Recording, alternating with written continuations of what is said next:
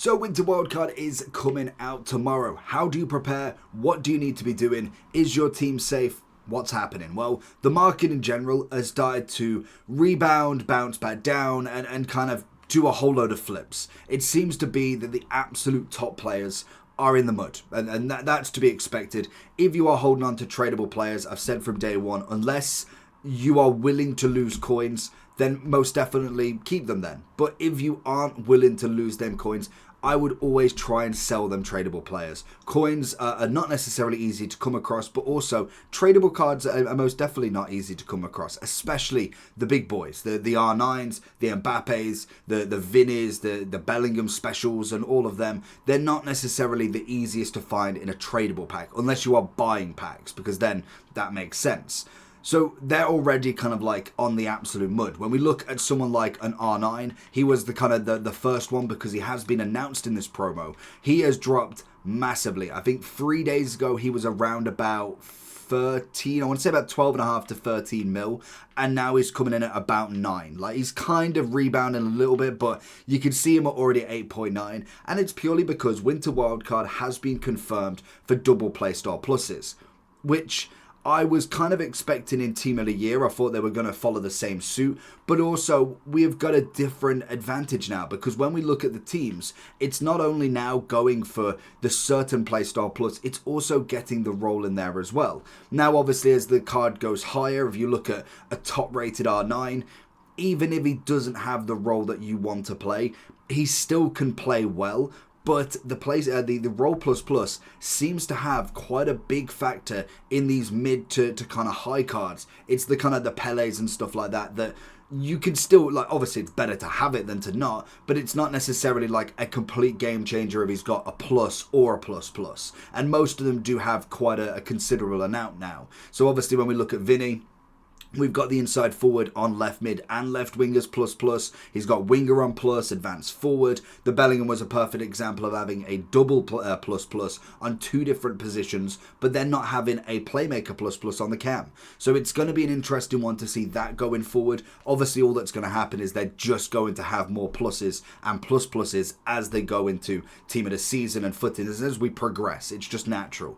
But the playstyle plus is a massive one, because now we're finding a certain kind of play style as such. For me, I like the goalkeeper to have the rush out. To be fair, I would like Walker to have one, but I'm ready to upgrade him at some point. Block's been fine. Aerial had his advantages in the box before, but now it's slightly losing it, but still heading in the defensive area is still going to be pretty fantastic. Bruiser works for Teo. Rapid would prefer quick step. Too incisive. Honestly, I may get overrun in the midfield a little bit. Bellingham does his job, but the passing up front is just absolutely golden. Onto the Mbappe quick step, a finesse shot with Son.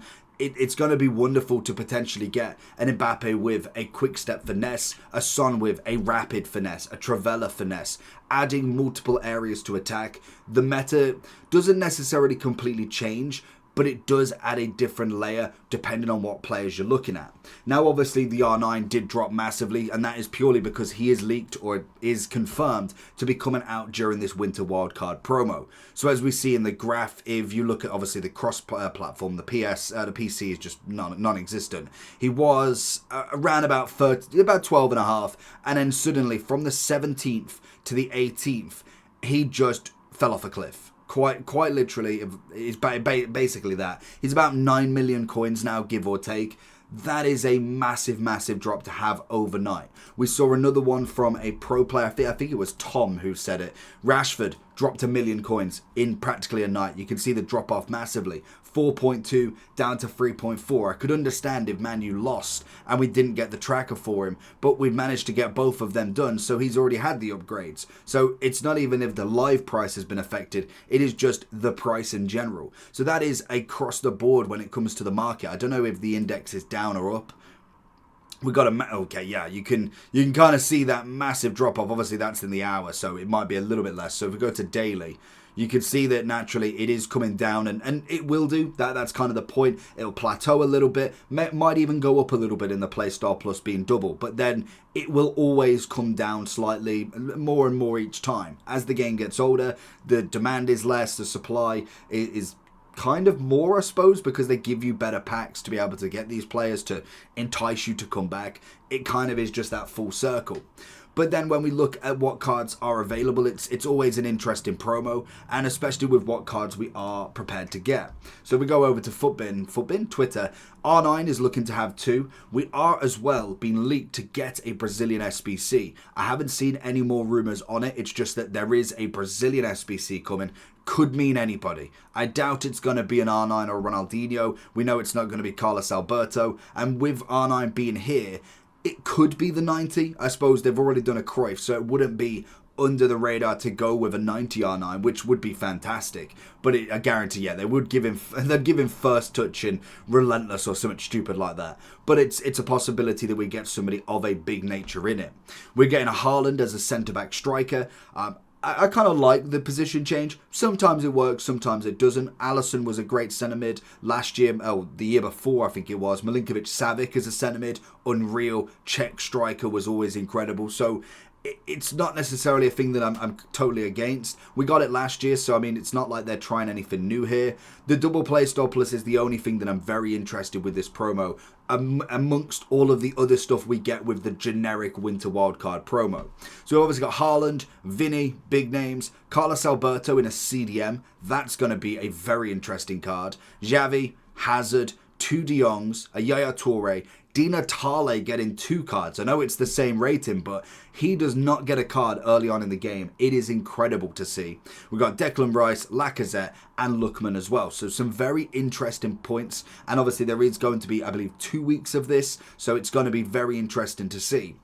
Another thing that is kind of confirmed now to come is the Winter Wildcard promo calendar. That's a potential to come out as well. Well, like we got last year, basically. We do get the confirmed SBCs. They're normally leaked rather than confirmed by EA. But we are going to get an SBC, something every single day to keep kind of us going. And obviously that can be with icons, it can be with heroes, moments, Winter Wildcards themselves. So it's going to be a very interesting time to see what SBCs we are truly getting. And which ones you should actually do and which ones you shouldn't. Because there's going to be a lot. For instance, if we're looking at this list, Pushgas is obviously one that I definitely look at.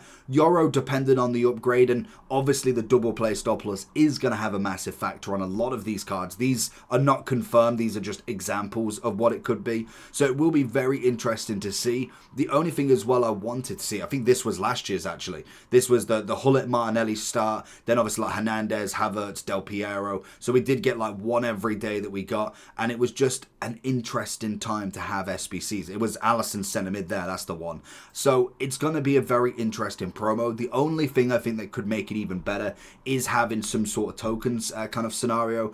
But we're not getting a new season until next week. So it more than likely would be in the new season that we do actually get that done. So preparation time. What are we doing? First and foremost, I need to take my own advice because I am not at the end of the season and I'm embarrassed to say what level I'm on. I really need to put my ideas up, but we've done a few objectives. I've got a few more to go. We have got 22,000 SP to go. I can still get that done pretty easily. We've still got the Ultimate Team objectives that have got an extra day or two. Obviously, when you look at the seasonal, I've got all of these to grind out. I didn't realize they got 5 hours, but they should give you some more, and there's plenty to be getting done. So I reckon I should be fine with this. We got 5 hours for that one, and I think 4 days for that one. So that should be relatively simple. There's 3,000 there already. So it should be done pretty simply anyway. So especially with the new SP ones we're going to get as well, that are coming today or tomorrow. They might be coming tomorrow, actually. What day are we on? Wednesday. So yeah, are we on Wednesday or on Thursday?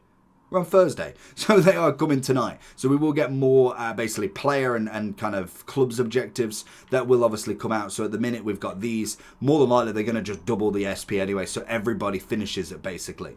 So I would be saving any packs or anything like that from today. My rival rewards I'd definitely be saving. Any SBCs that you can get done, finishing off your marquee matchups, finishing off any challenges. If you really wanted to, obviously you can go and do the upgrade. You can just go and batch loads of 78 player picks. And then the 85 player pick, I've not been a fan of. I've done 2 of them. I've kind of had enough. I got 6 85s, so I'm not bothering with them anymore. So do that to what you will. Doing the daily gold, definitely get that done just to get some more fodder back in and do some player picks out of it.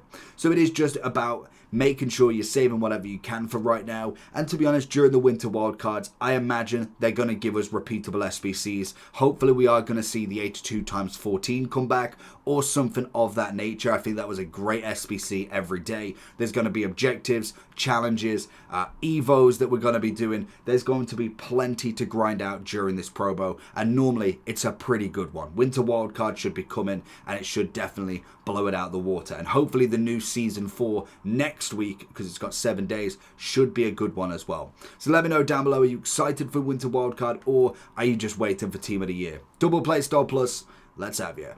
Peace.